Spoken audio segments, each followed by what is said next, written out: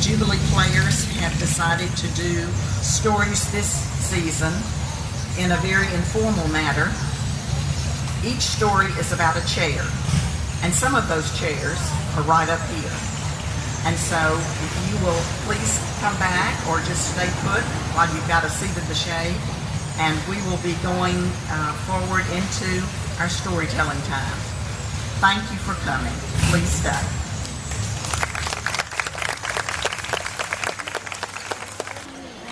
But she has a very special story today. As you can see, the chairs here have a lot of personality. And Suzanne will tell you the wonderful story about this one.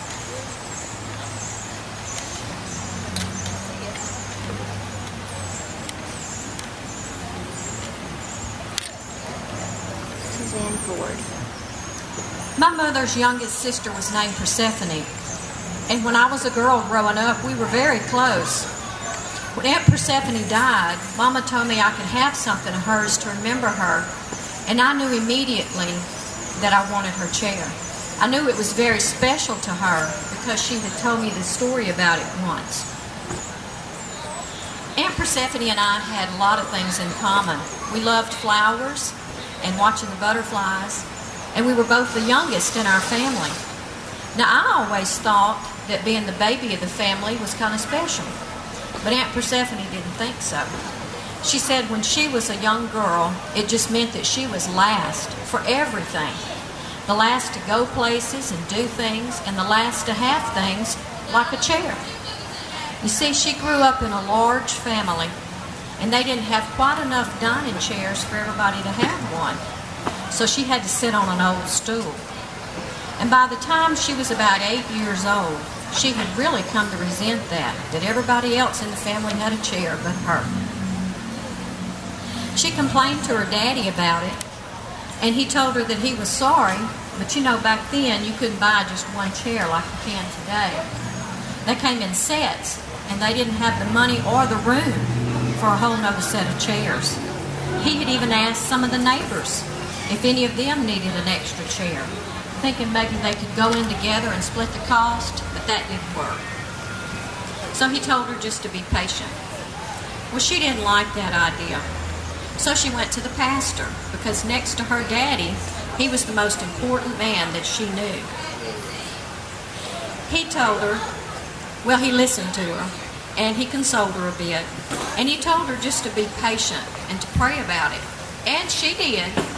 But you know, when the Lord didn't answer her prayers as quickly as she thought that he should, she decided to petition Santa Claus, the Easter Bunny, and even the Tooth Fairy for good measure. One of her sisters liked to go to the big city, and whenever she did, she would always go by the thrift store.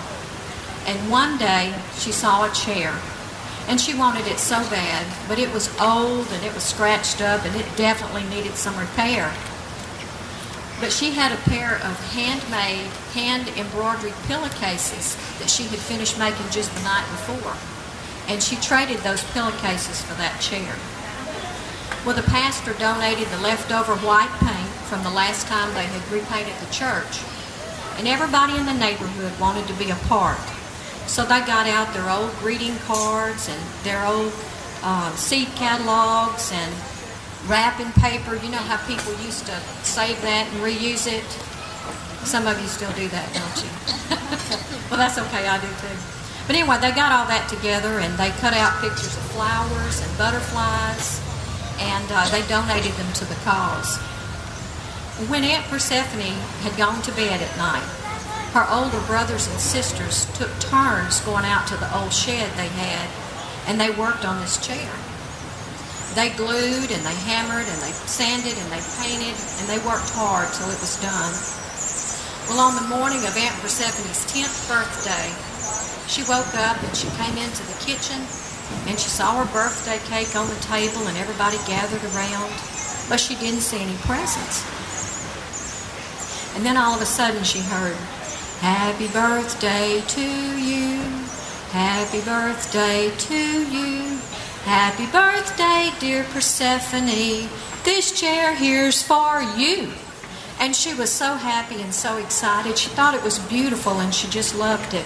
And they were pretty glad because they didn't know how she might react to having something so different from what they had. But she loved it. She thought it was special and it made her feel special. And you know, she told me that she decided that day that sometimes being last wasn't that bad. You had to wait longer for things, but it just made them more special, like being named Persephone.